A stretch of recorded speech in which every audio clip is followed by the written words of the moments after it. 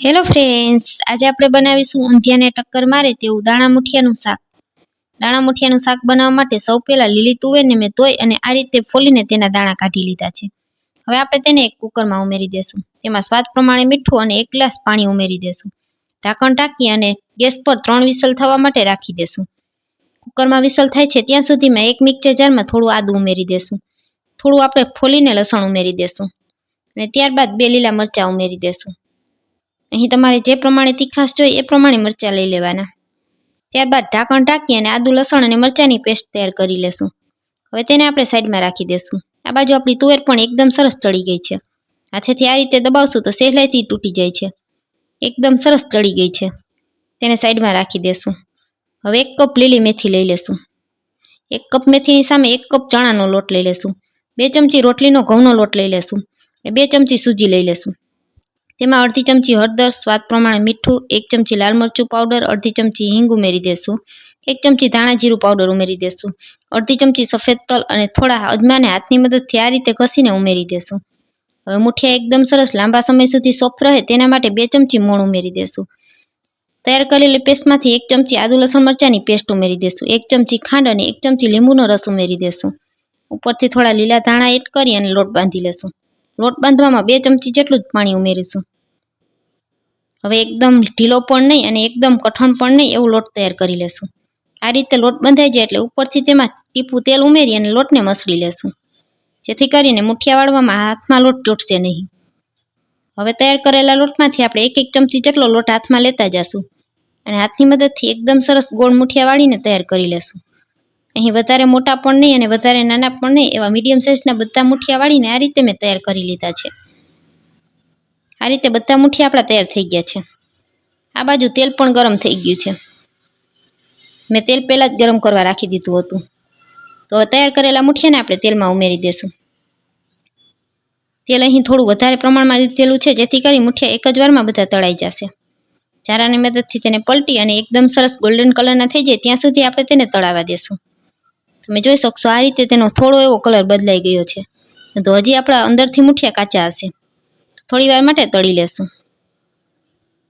હવે તમે જોઈ શકશો કે આ રીતે એકદમ સરસ ગોલ્ડન કલરના થઈ ગયા છે. તો હવે આપણા મુઠિયા તૈયાર થઈ ગયા છે. તો તેલ નીતાળી અને આપણે તેને એક પ્લેટમાં કાઢી લેશું. આ મુઠિયા ફ્રેન્ડ્સ આમનામ ખાવામાં પણ ખૂબ જ ટેસ્ટી લાગે છે. બધા મુઠિયા આ રીતે તૈયાર થઈ ગયા છે. હવે કડાઈમાંથી વધારાનું તેલ કાઢી અને તેમાં આપણે વઘાર કરી લેશું. વઘારમાં 2 સૂકા લાલ મરચાં, 2 તમાલપત્ર, આદુ લસણ મરચાંની પેસ્ટ, અડધી ચમચી રાઈ, અડધી ચમચી જીરું અને 5 ચમચી હિંગ ઉમેરી દેશું. ચમચાની મદદથી બધી વસ્તુને તેલ સાથે સાંતળી લેશું. બધું એકદમ સરસ સંતળાઈ જાય ત્યાં સુધી થવા દેશું. ત્યારબાદ 1 કપ જેટલી લીલી મેથીને ધોઈને ઉમેરી દેશું. હવે તેને પણ તેલ સાથે સાંતળી લેશું. ચમચાની મદદથી આ રીતે મિક્સ કરતા જશું અને મેથીને તેલ સાથે એકદમ સરસ સંતળાવી દેશું. મેથી આ રીતે સંતળાઈ જાય ત્યારબાદ તેમાં 1 મીડિયમ સાઇઝનું ટમેટું સુધારીને ઉમેરી દેશું અને તેને પણ આ રીતે તેલ સાથે સંતળાવા દેશું. તેમાં સ્વાદ પ્રમાણે મીઠું ઉમેરી દેશું. અહીં આપણે મુઠિયામાં મીઠું ઉમેરેલું છે, તો મેથી અને ટમેટાના પ્રમાણનું જ મીઠું લેવાનું છે. ટમેટા એકદમ સરસ સંતળાઈ જાય ત્યાં સુધી થવા દેશું.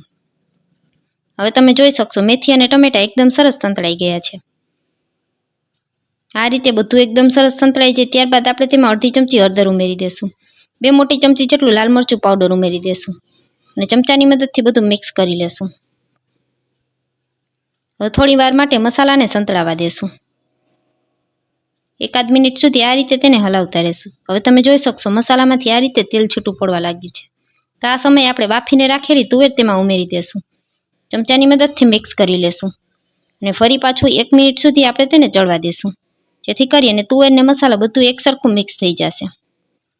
1 મિનિટ સુધી તેને આમનામ હલાવતા રહેશું અને ચડવા દેશું. ફરી પાછું શાકમાંથી આ રીતે તેલ છૂટું પડવા લાગશે. હવે તેમાં 2 ગ્લાસ જેટલું પાણી ઉમેરી દેશું. ચમચો ફેરવી અને શાકને ઉકળવા માટે રહેવા દેવાનું છે.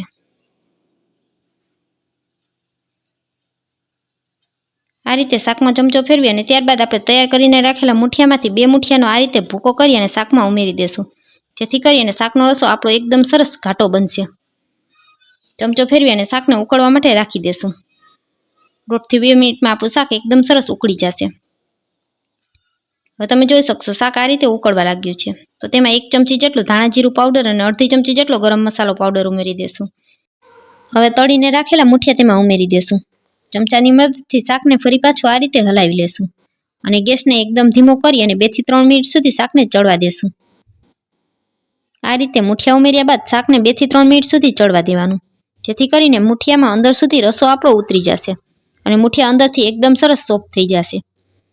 શાકને ઉકળતા 2 થી 3 મિનિટ જેવો સમય થઈ ગયો છે. તમે જોઈ શકશો મુઠિયા આપણા એકદમ સરસ સોફ્ટ થઈ ગયા છે.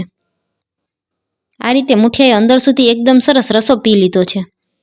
તો આ સમયે આપણે ગેસની ફ્લેમને બંધ કરી ઉપરથી લીલા ધાણા છાંટી દેશું અને ગરમા ગરમ શાકને હવે આપણે સર્વ કરી લેશું.